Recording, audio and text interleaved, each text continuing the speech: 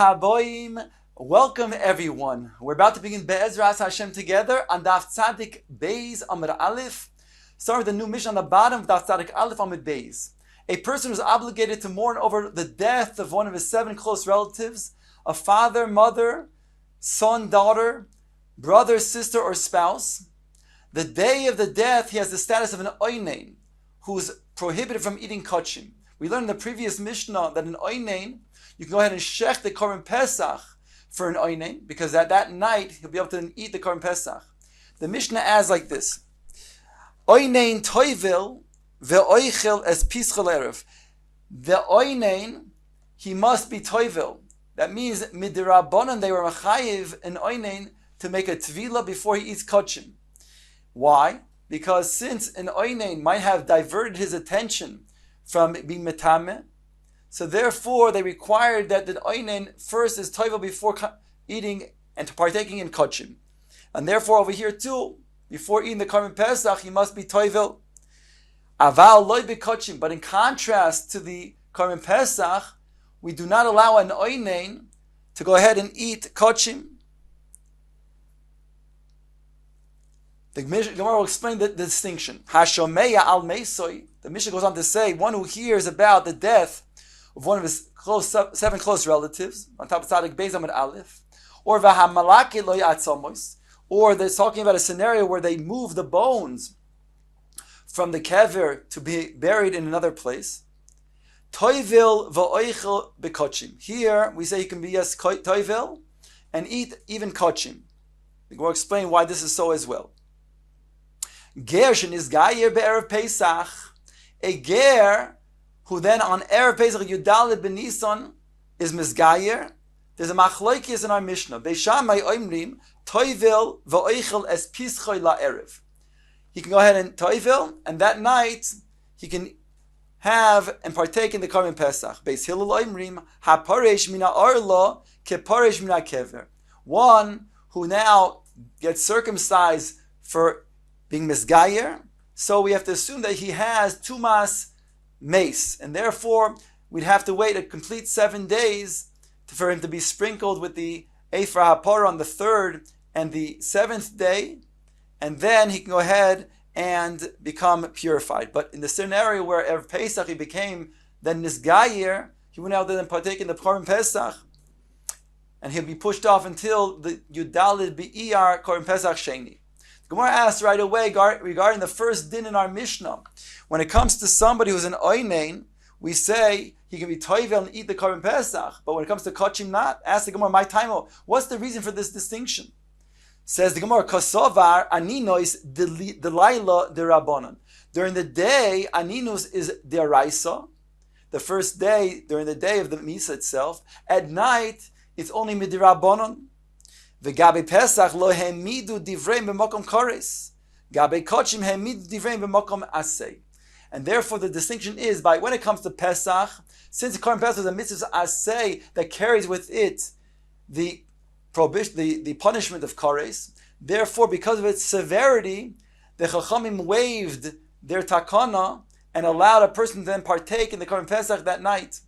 Whereas when it comes to Shar Kachim, they did not, and therefore they maintained their decree.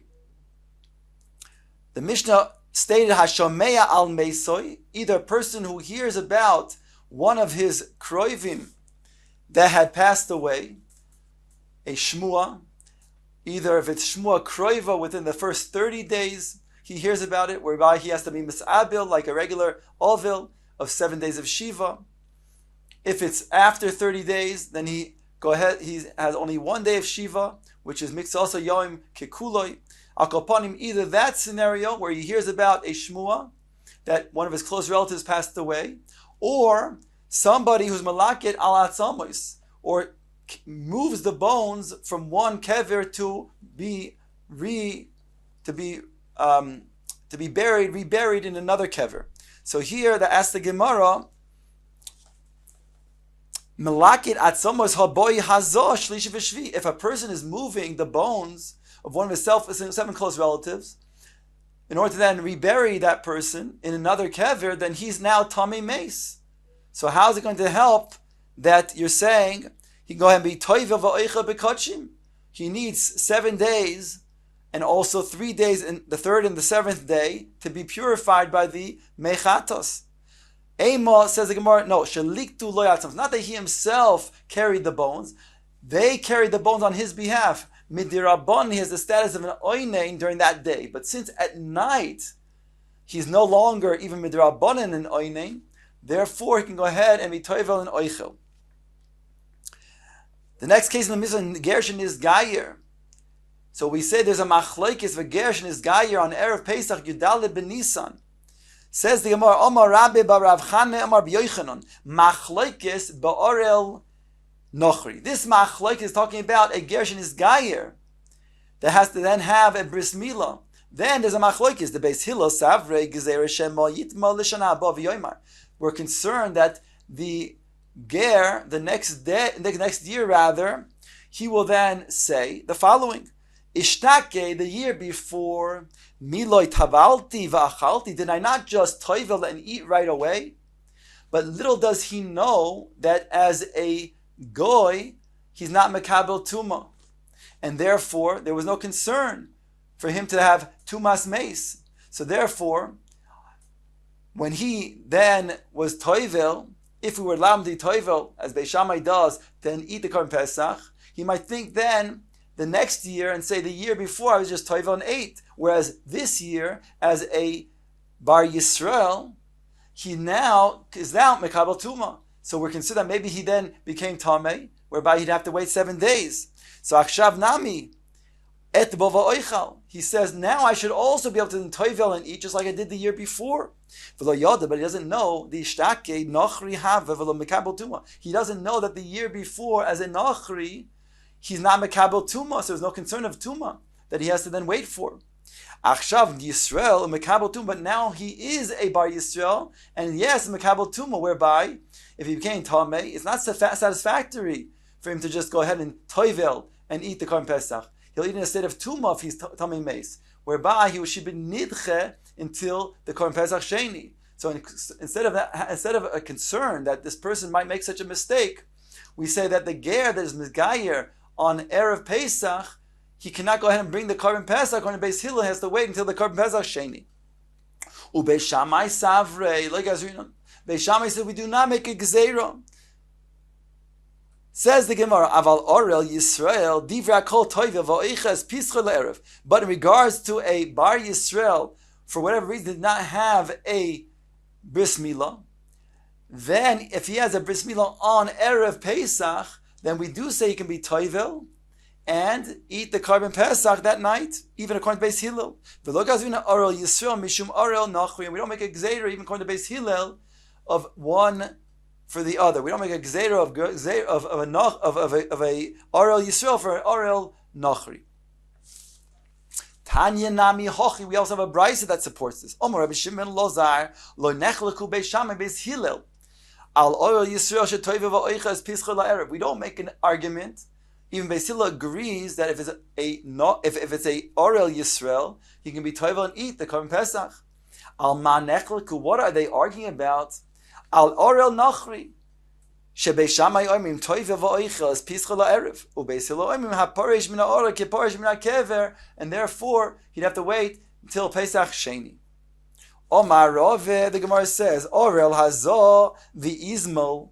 Rava makes the following statement that when it comes to Orel, hazo and Izmel, hemidu divrei makom kares. The Chacham said that we still maintain our decree, even though by not bringing a korban pesach, it's so severe that one would be, who is mevatel korban pesach, would indeed be chayiv kares. Here too, we all say that they cannot go ahead and bring the korban pesach. Oinein umitzaro beis hapras. However, when it comes to an oinein, a mitzara, and beis hapras, those three things, lo hemidu divrei b'makom kares. Here, the Chachamim did not maintain their decree in light of the fact that if we did, they would not be able to bring the korban pesach. Gemara explains. Orel, the reason why Orel, the first list that we say that the Chachamim did indeed maintain their decree, is Orel, Hod Amar, like we said before. Because of the Orel, according to Beis Hillel, that we're concerned that he'll say that if you allow him to be toivel and oichel, the next year he might then also be in a state where he's tamei and only be toivel and oichel, whereby he might be in a state of tuma that requires more time, tumas meis. So therefore we say that he's nidche until Pesach Sheni. Hazor, the Omar Mar. Hazor, in terms of then a person being sprinkled with the me'achatos, if he was, let's say, tamei meis. So there it says, Omar Mar, Hazor shvus ve'ino doiches ha-Shabbos. Hazor is a shvus, and it's not doiches Shabbos, because Hazor, we were concerned that a person might carry the mechatos on Shabbos from one reshus to another reshus, or daled amos reshus rabim. So therefore they say we don't allow you to be making Hazor on Shabbos. It's not doiches ha-Shabbos. So therefore, even in the scenario where Yudalit comes out to be on Shabbos, and it's the seventh day of a person's tahara, all he needs is then the mechatos to be sprinkled upon him, to allow him to then go ahead and eat the Korban Pesach at night. We do not sprinkle the mechatos on Shabbos. So we maintain the words of the Chacham in the decree of the Shvus of Hazor. Izomil, the third of the three that Rava says that we maintain the words of the Chachamim in light of the fact that they will not be able to bring a Korban Pesach, which is so severe that if a person normally would mevata a Korban Pesach would be chayav kores, is as follows. In Izmil, a knife of a milah, making a circumcision knife. The Tanya states in the Brisa, Keshem she'en mevin oisig derech reshus harab, in the same way that we don't allow you to carry a knife that is used for a circumcision, for a bris milah, on Shabbos, from one reshus to another reshus. Kach ein mevin oisig derech gagos v'derech chatzir v'derech harfifos.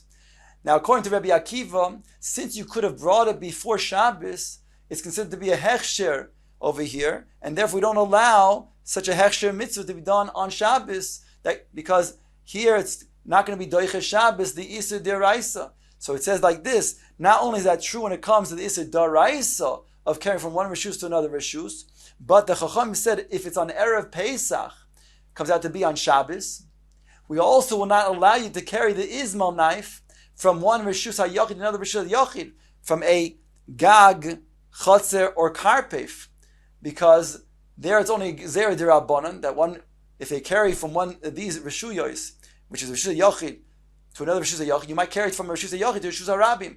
So the Chachamim said you cannot carry from a gag, karpef, or chotzer within one or the other.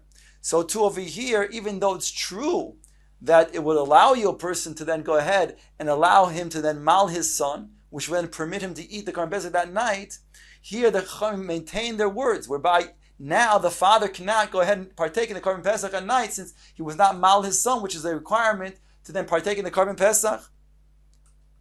So those were the three that the Chachamim maintained their decree. Now the next list is that which Rava said are three that the Chachamim waived their decree.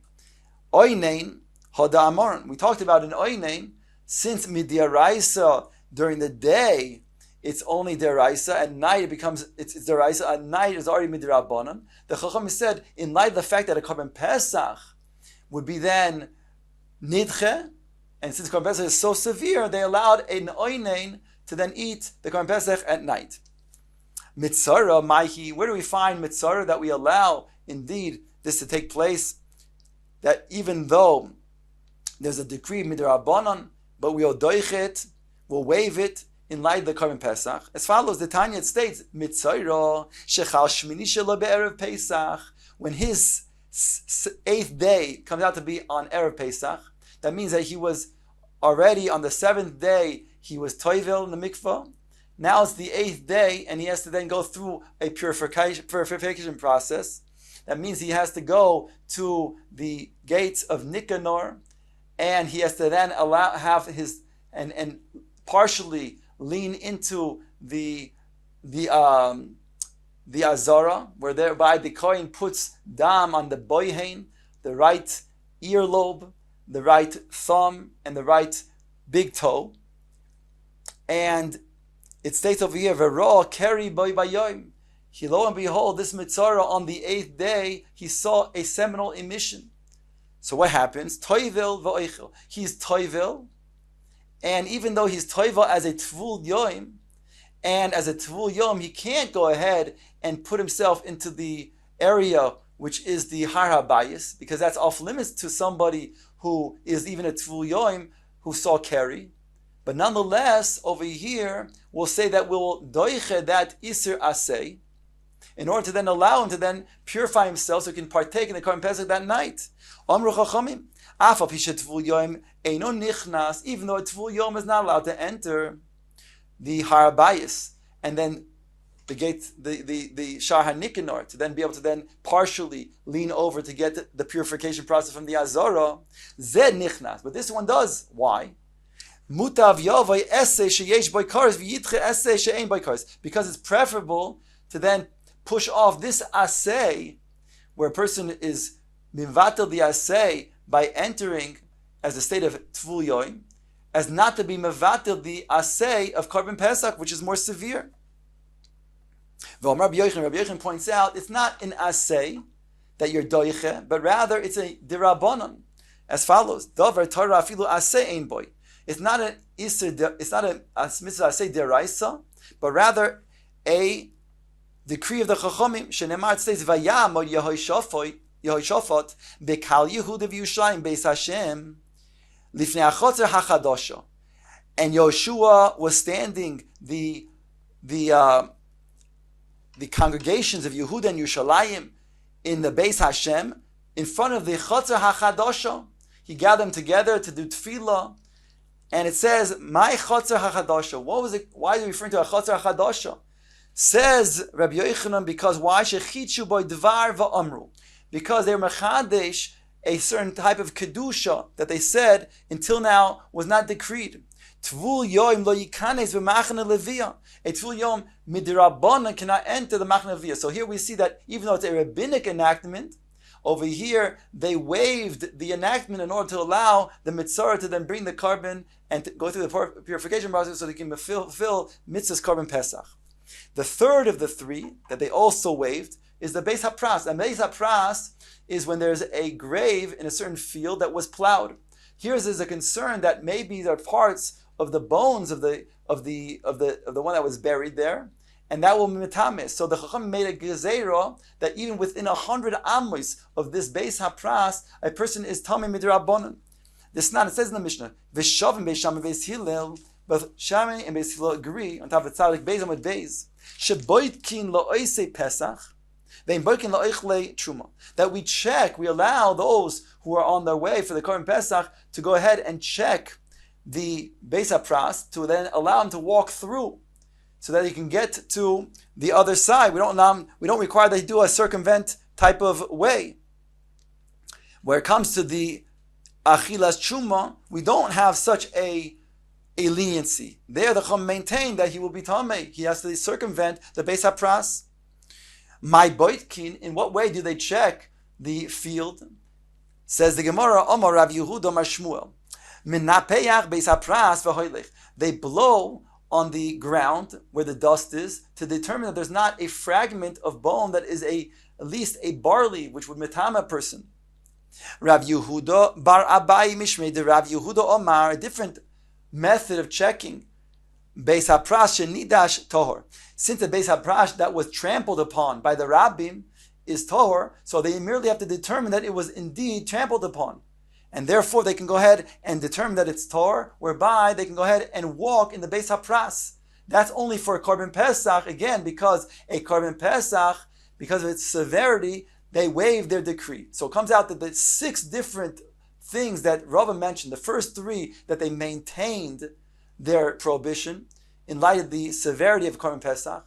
The latter 3 is that they waived their prohibition. The difference being that in the case where they did not waive, but rather they maintained, the first 3 is because those are 3 that could lead to an Isser D'Oraisa, whereas the latter 3 would not lead to an Isser D'Oraisa, and therefore they were lenient and waived their decree to allow a person to bring the Korban Pesach.